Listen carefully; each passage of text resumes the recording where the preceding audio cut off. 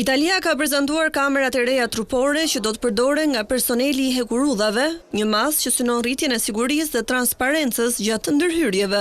Në konferencën për shtyp për prezantimin e pajisjeve të reja, zëvendës kryeministri Matteo Salvini u përgjigj edhe për vdekjen e Abderrahim Fakir, 42 vjeçarit me origjinë marokene, që humbi jetën gjatë arrestimit nga policia në Bolonjë. Jam i bindur se situata do të sqarohet dhe se ata që kërkojnë drejtësi do të marrin drejtësi, deklaroi Salvini.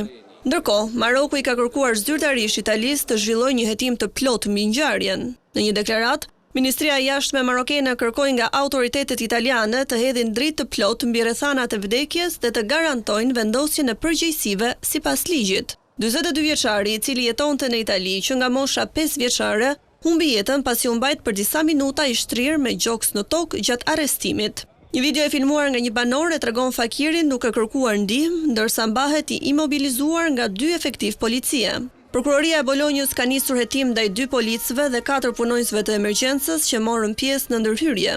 Ngjarja shkaktoi protesta të mëdha në Bolonjë, ku mijëra persona dolën në rrugë. Gjatë përplasjeve me policinë, u plagosën 64 efektiv dhe 11 protestues.